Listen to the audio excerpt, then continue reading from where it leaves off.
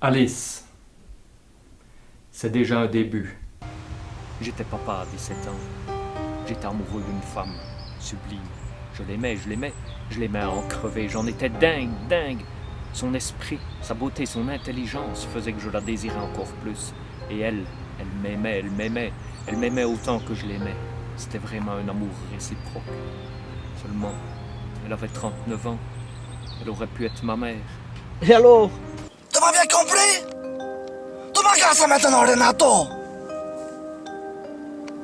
Non, sinon j'envoie la maman directement au cimetière. Son introduction sera longue. Alice est dans le bus, mais pas encore pour la dernière fois. L'amour, oui, elle m'en donnait. L'argent, je n'avais pas de souci à me faire de ce côté-là. Je suis donc resté à la maison pour m'occuper de notre petit.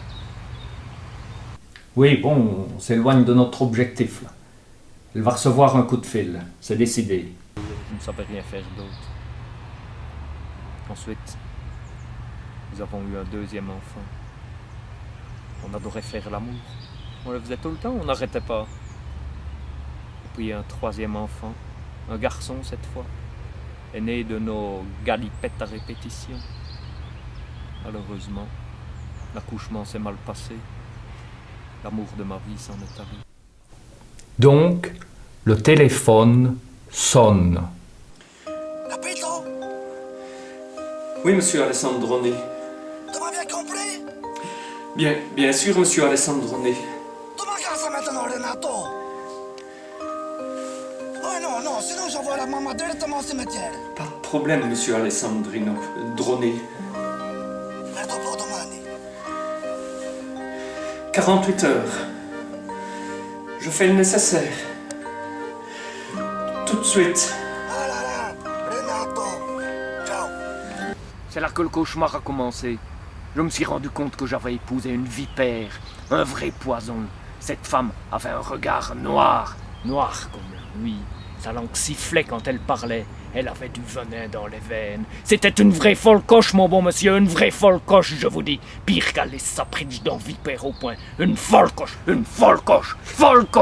folle, la cochonne, la cochonne. Elle n'acceptait pas mes enfants. Mais il fallait partir, la quitter, partir. Partir? Et vivre avec quoi? Je n'avais pas de travail et je suis resté pour l'argent. C'était la grosse erreur, la plus grosse erreur de ma vie. Maintenant, les enfants sont tous partis.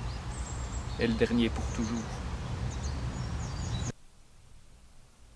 Si elle nous voyait. Sauf qu'elle ne peut pas nous voir. Elle n'existe pas. J'ai jamais vu ma femme ramener une nouvelle dimension à la maison. C'est quand même une humaine. Sa nature est quand même complexe. Je connais des gens qui... J'en ai ma claque! Vous et toutes ces autres gens qui ne connaissez rien de la nature humaine. Vous n'y connaissez rien parce que quand vous rentrerez chez vous ce soir, il n'y aura personne pour vous attendre. Personne comme elle. Personne comme elle car on l'a inventée. Inventée. Vous n'êtes personne. Sinon vous seriez à ma place. Je viens de tuer ma femme Quoi? avec un couteau électrique de chez Aldi à 4,95 €. Vous déconnez ou quoi? Non, rassurez-vous, elle n'a pas souffert, elle dormait. Mais pourquoi? À vrai dire, je n'en sais rien. Je me trouvais dans la cuisine quand l'idée m'est venue. J'avais le couteau entre les mains et je me suis dit, tiens, et si tu allais lui trancher la gorge? Et alors? Et alors? J'y suis allé. Vous... Ne me dites pas que vous lui avez tranché la gorge. Si. Enfin, quand je dis la gorge, je lui ai carrément coupé la tête, puis les mains, les bras, les pieds, les jambes. Et ensuite, avec l'accoutumance, j'ai continué à découper, et j'ai découpé comme le boucher découpe une truie, et j'en ai même bouffé. Puis j'ai tout mis dans une poubelle. Vous savez, dernier modèle 50 litres, avec des roulettes. Il n'y a que quelques morceaux de carbonade que je n'ai pas su y mettre. Ils doivent encore être sous le canapé. Et puis, je me suis habillé avec mon beau costume.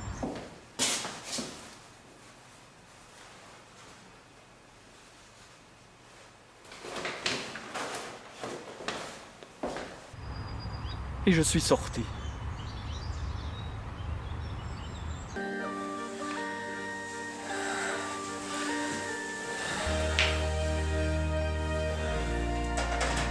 Nom de Dieu.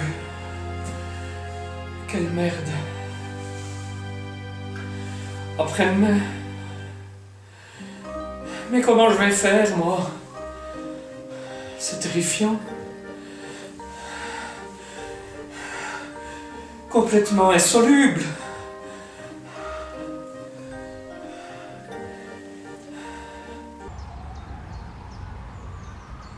Voyez-vous, je faisais du surplace. Je ne bougeais plus. Les mêmes mots, les mêmes gestes, les mêmes rêves. Ni espoir, ni désespoir, rien. Finalement, quand on se perd soi-même, on perd tout en même temps. Comme ça, sur un coup de tête.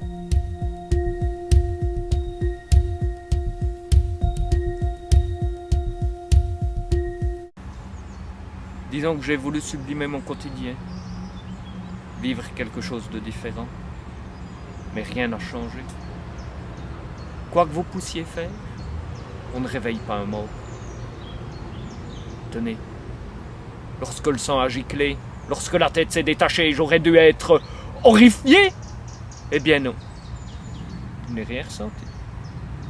Si ce n'est une petite douleur au poignet, à cause des vibrations du couteau. Mais à 4,95 €, il ne faut tout de même pas trop en demander. Elle rêve. Elle rêve.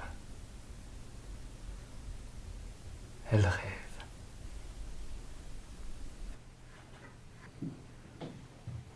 Tu sais, t'es pas si con que ça, toi.